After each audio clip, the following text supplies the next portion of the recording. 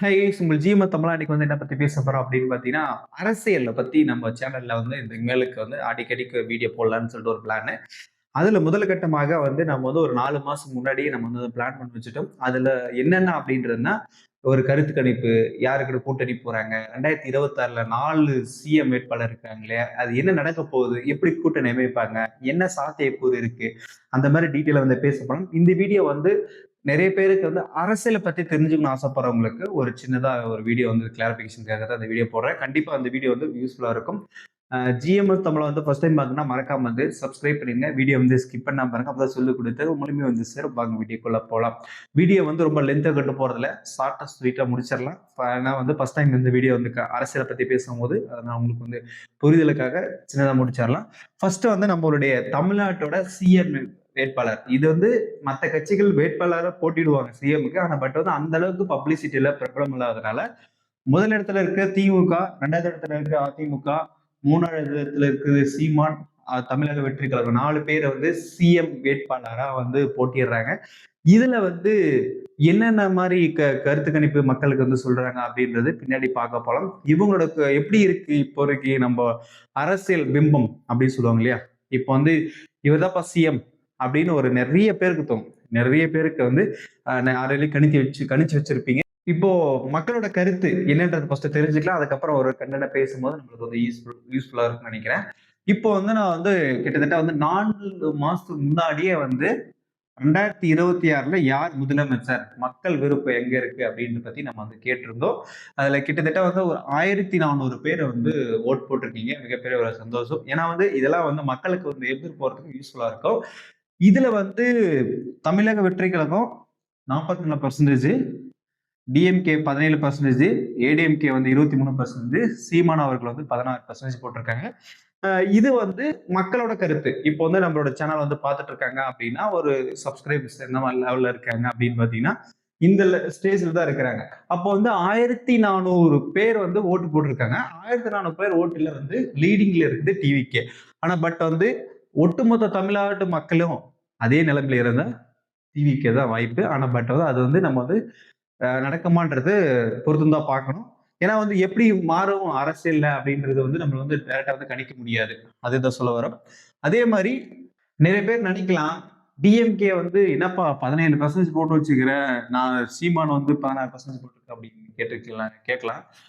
ஏன் வந்து குறையுது அப்படின்னு பாத்தீங்கன்னா, இப்ப இருக்கிற நடைமுறையில அவங்களோட அரசியல் வந்து பாத்தீங்கன்னா மக்களுக்கிட்ட வந்து கரெக்டா முறையில வந்து எடுத்துட்டு போக முடியல. அந்த பணியை வந்து நிறைவேற்றப்படல அப்படின்றது என்னோட கருத்து. ஏன்னா வந்து அவங்களுக்கே தெரியுது 17% அடுத்த முதல்வர் வந்து மாத்தணும் அப்படின்றது நிறைய பேருக்கு வந்து தோணுது. அதிமுக லெவல்ல இருக்காங்க. எடப்பாடி அவர்கள் தான் 23% போட்டிருக்காங்க.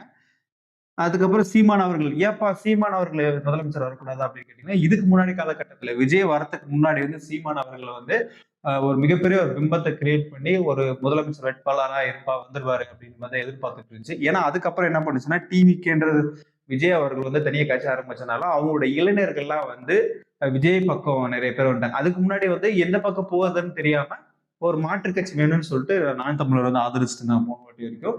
இந்த வாட்டி வந்து அது சதவீதம் வந்து குறைஞ்சிருக்குன்னு தான் தோணுது.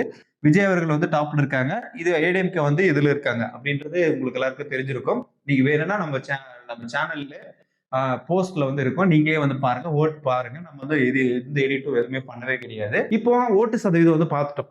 இப்போ வந்து இது வந்து டாப்ல இருக்கிறது விஜய் தான் இருக்காங்க. ஆனா பட் வந்து உண்மையான சிஎம் வந்துருவாரான்னு கேட்டீங்கன்னா கேள்விக்குறி தான். அதுக்கு வந்து என்ன சாத்தியக்கூறு பண்ணணும் அப்படின்னு கேட்டீங்கன்னா, ஒண்ணு கூட்டணி.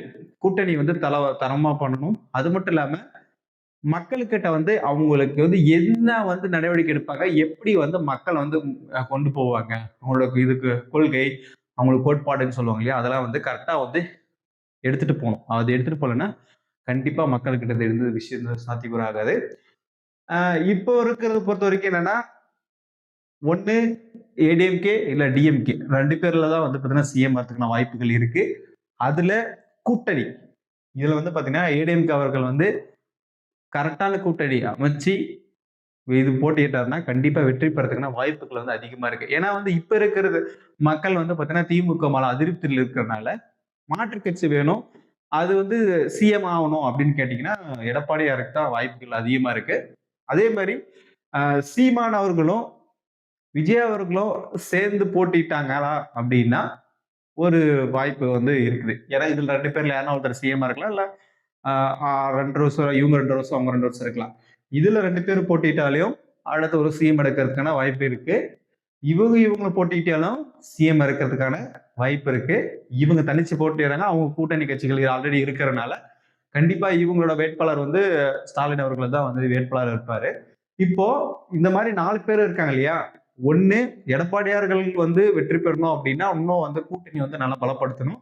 கூட்டணி பலப்படுத்துறதுக்கு சீமானு கூட கூட்டணி அமைச்சாலும் சரி, டிவிகே கூட கூட்டணி அமைச்சாலும் சரி, இல்ல மத்த கட்சி கூட கூட்டணி அமைச்சாலும் நல்லா ஸ்ட்ராங்கா பண்ணாங்கன்னா, இந்த 2 கட்சிக்குள்ள கூட்டணி அமைச்சா எடப்பாடியாரு சிஎம். அதுதான் உண்மையான கருத்து.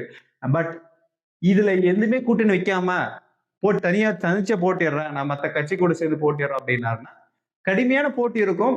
அதுக்கு வந்து அவரு தயாராகிக்கணும். தயாரா இருந்தாங்கன்னா கண்டிப்பா இவங்க இது இருக்கு. இப்போ வந்து திமுக ஏன் வராதா அப்படின்னு கேட்டீங்கன்னா, திமுக வரதுக்கான வாய்ப்புகள் வந்து அதிகமா இருக்கு. ஆனா பட் வந்து இதுவரைக்கும் செஞ்ச செயல்கள்ல வந்து அதிருப்தி இருக்கு. அதெல்லாம் திருத்திட்டு 2 மாசத்துல சரி செஞ்சு மக்களை வந்து கவர்ந்தாங்கன்னா கண்டிப்பா இவங்களுக்கான வாய்ப்புகள் இருக்குன்னு அப்படின்னு சொல்லிக்கலாம். கண்டிப்பா இந்த வீடியோ வந்து ஒரு புரிதலா இருக்குன்னு நினைக்கிறேன். கூட்டணி பத்தி பேசியிருக்கிறோம். அரசியல் கட்சிகள் பத்தி பேசியிருக்கிறோம். ஓட்டு சதவீதம் பத்தி நம்ம வந்து பேசியிருக்கிறோம். கண்டிப்பா இந்த வீடியோ பிடிச்சிருக்குன்னு நினைக்கிறேன். பிற்காலத்துல வந்து நல்ல பெரிய வீடியோ வந்து போடலாம்னு சொல்லிட்டு இந்த வீடியோ இதோட முடிச்சுக்கலாம். நெக்ஸ்ட் வீடியோல வந்து சந்திக்கலாம். இந்த வீடியோ பத்தி நீங்க என்ன நினைக்கிறீங்களோ வந்து கருத்து வந்து கமெண்ட் பாக்ஸ்ல கமெண்ட் பண்ணுங்க. ஜிஎம் தமிழ் வந்து சப்ஸ்கிரைப் பண்ணிக்கோங்க. ஃப்ரெண்ட்ஸ் சர்க்கிள் வந்து ஷேர் பண்ணிடுங்கன்னு சொல்லிட்டு இந்த வீடியோ இதோட முடிச்சுக்கலாம். பாய்.